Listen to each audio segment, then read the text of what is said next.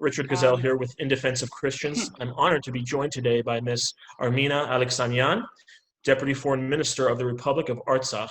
She joins us today live from Stepanakert, the capital of Artsakh. Ms. Aleksanyan, we understand your community, and indeed your nation, is going through a very difficult time. So first, I want to thank you for joining us today, despite the tremendous difficulty. So welcome. Most people who follow the news... Thank you. Thank you, thank you.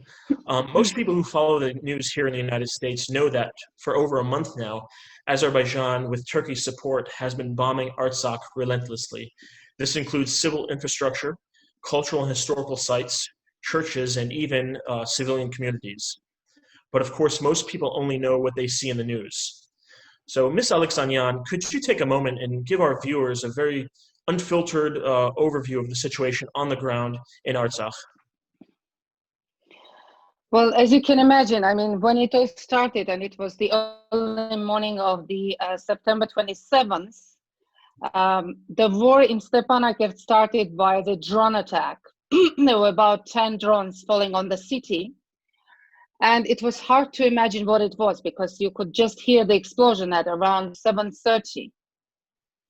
And exactly at the same moment, we learned the siren, the air raid siren went off, and we learned that actually Azerbaijan has attacked.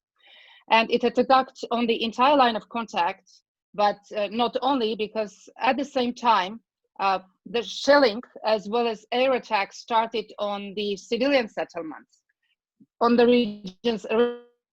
regional centers of Martuni, Martakert, Hadrut, and the capital Stepanakert.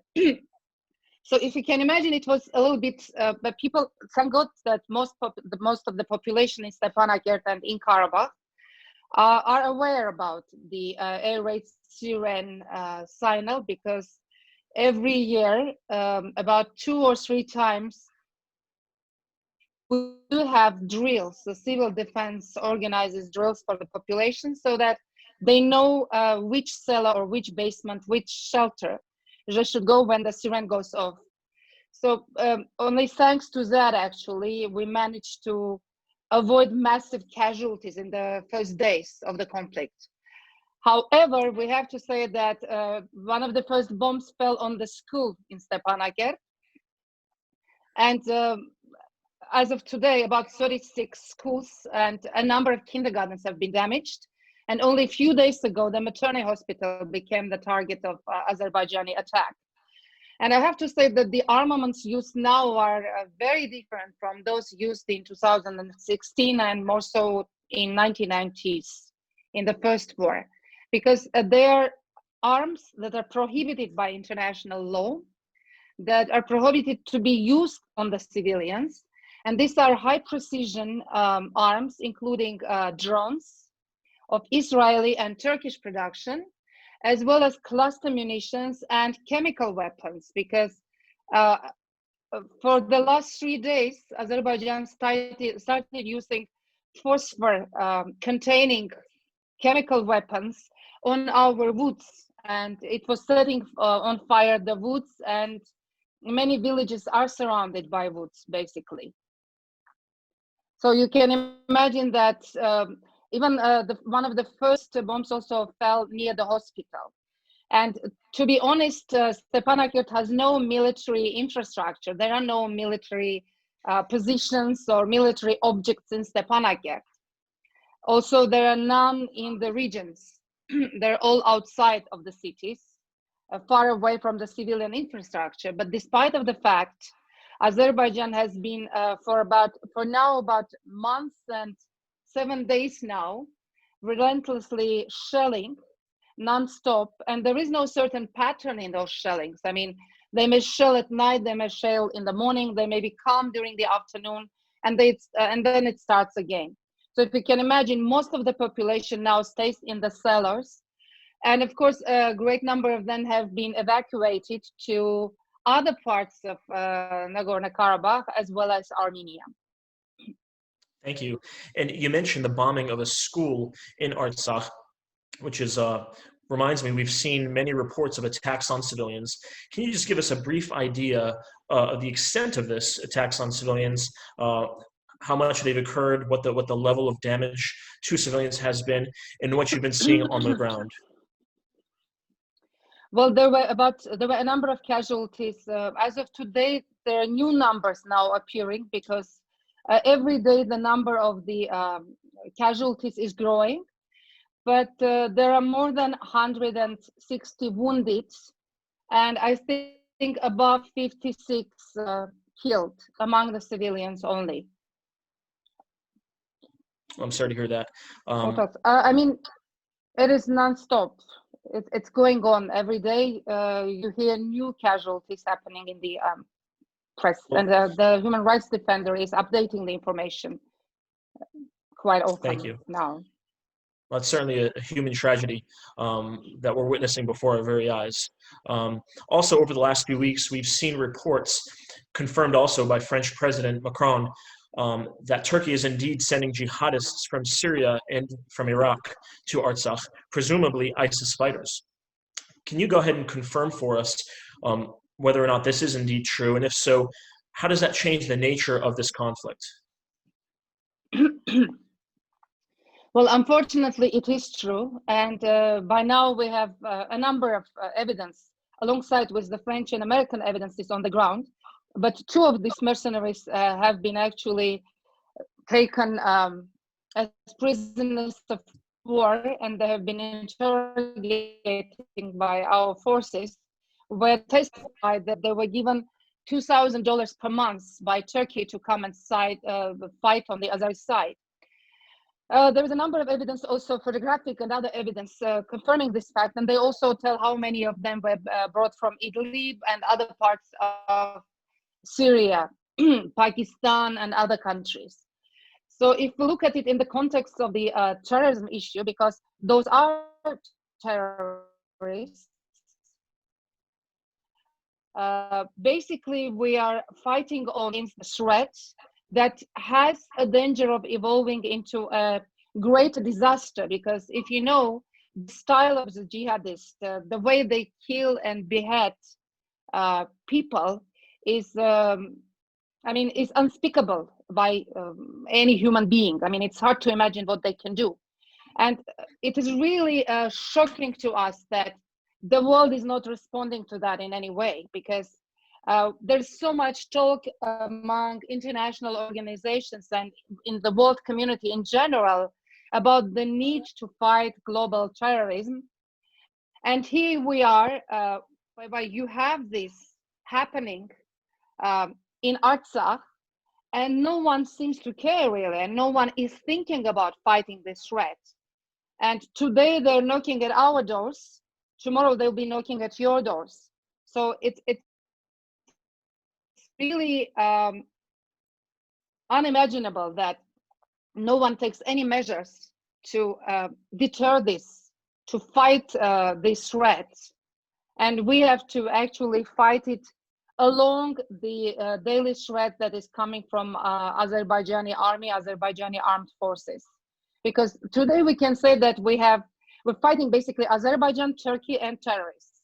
It's a triple war, if you want. Indeed it is. Ms. Aleksanyan, on Sunday, October the 25th, as you know, the U.S. announced a brokered ceasefire between Armenia and Azerbaijan, set to begin the following day, which would have been Monday, the 26th of October. And as you know, this ceasefire was indeed violated within minutes of commencement.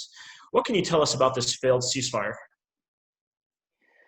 Well, unfortunately, this was already the third ceasefire that has failed, because as you know, on the 10th of October, a ceasefire was brokered by Russia, another one brokered by France on the 18th of October, and the last one was brokered by the United States. And all of them actually were violated minutes after by Azerbaijani armed forces, even though our forces have given an order to the army not to shoot. And this order went not only through the military chain, but also publicly. Our army announced in the social websites, etc., that we are ready to stop. We are stopping the war and we have the order to stop. But unfortunately, when you are being shot at, and in many directions, Azerbaijan continued heavy attacks, it is impossible to stop and do nothing. You're just being killed, especially if you're not the attacking side.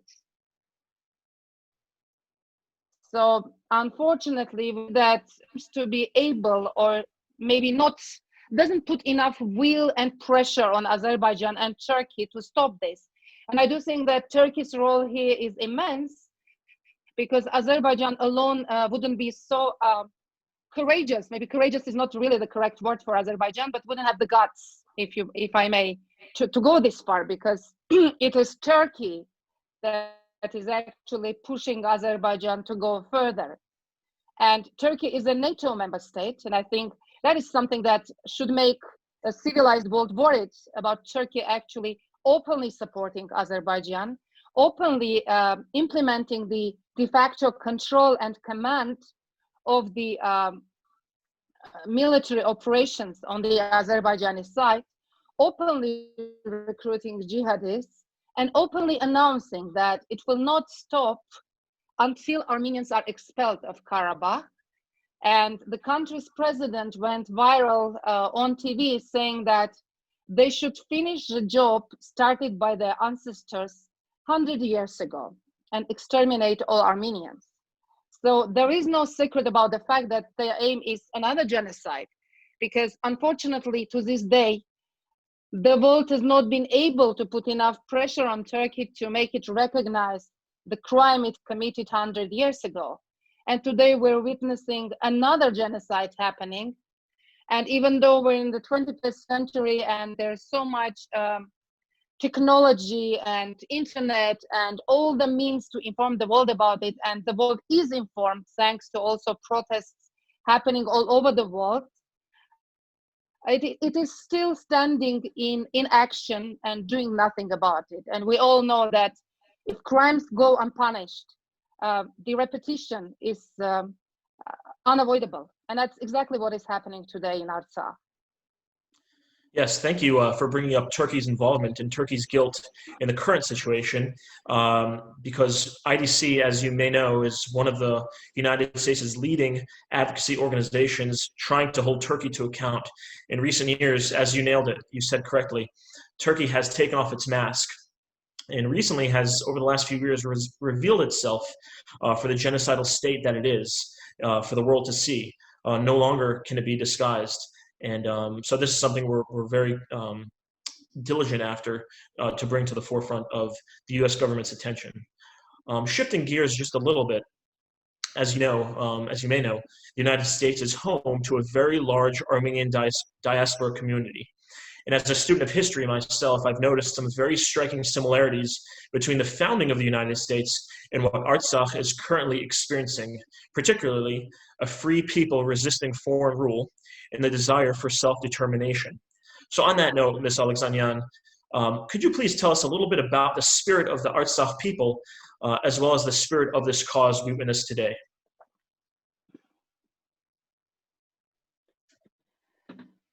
Sure. I mean, when the Karabakh movement, as it was known, started back in 1988, that's when Gorbachev came into power in Russia and announced about the freedom of speech, perestroika, and Karabakhis who had been under Soviet Azerbaijan for the 70 years, and they were heavily discriminated during the 70 years and never came into terms of being part of Soviet Azerbaijan, because in 1921, Stalin decided that Karabakh should become part of Azerbaijan.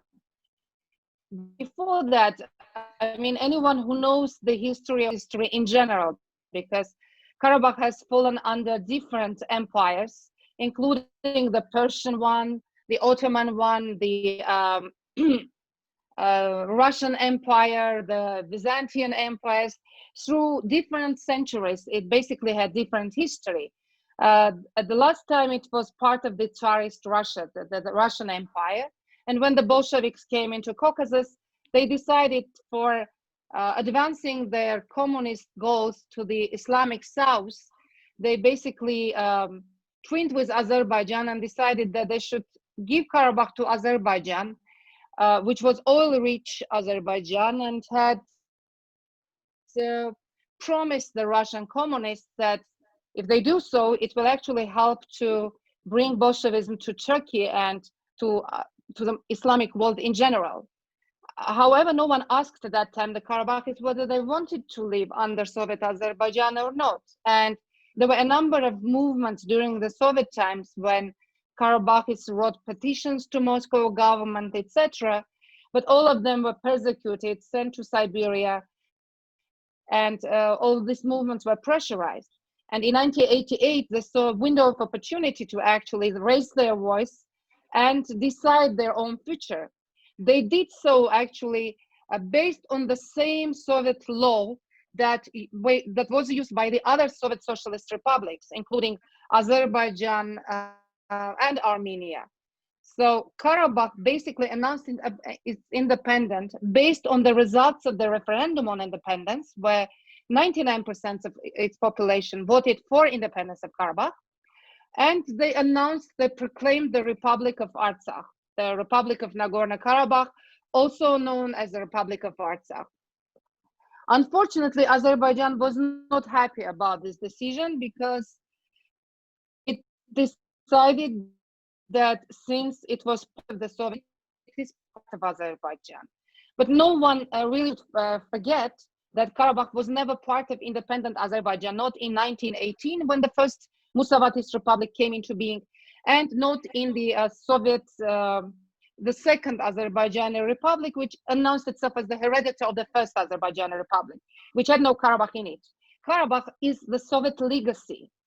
And if anyone wants to see Karabakh or imagines that Karabakh can be part of Azerbaijan, are those who believe that Soviet Union can be brought back. You know, these should be looked on equal terms in that sense. Well, Azerbaijan's response to these demonstrations, peaceful demonstrations by Karabakh people, were very different from what one would imagine as the Soviet Union. They started massacring and slaughtering Armenians in the Azerbaijani towns of Baku, Sumgay, Abad. And unfortunately, these pogroms also did not find any condemnation by international community. And Azerbaijan saw this as a green light to continue on its actions and basically unleashed an attack the Karabakh. And that's when Karabakh people understood that they should defend themselves, because we were an enclave and we had nowhere to go apart from to stand and defend our very life to live. Because Azerbaijani message was either you live with us or we're killing you. And unfortunately, it has been the same message all these long 27 years. Nothing has changed. And we know that, you know, when Karabakh managed to defend itself, managed to defend its borders, and it had also secured as a security belt to make sure that Azerbaijani shells don't reach the populated areas of Karabakh. Azerbaijan had made a number of attempts to test the grounds to see if it can take over Karabakh. And the first such big escalation was in 2016. The so-called 4-day war, which unfortunately didn't yield any results for Azerbaijan, and the ceasefire was reinstated again. It tried to do so again in the June on the Armenian-Azerbaijani border, not on the line of contact, but actually on the Azerbaijani-Armenian border. And thank God this escalation also stopped on time. This one is basically the largest and the long-lasting one that is still going on, and there seems to be such a situation that no one really cares, or no one cares enough to put pressure on Azerbaijan and Turkey. And I'm sure there are a number of mechanisms to do so. If there is a will, there's always a way. But I just think that there is not enough will to actually stop Azerbaijan, and the world is silent watching. Not silently, does some statements saying wants to stop the hostilities. Some are calling on Azerbaijan to stop it. Some are actually passing on resolutions in support of Artsakh, for which we're very grateful. But I think more resolute action is needed. It's time to actually move from words to action, and to make sure that international community puts the pressure required to curb the appetite of Turkey and Azerbaijan.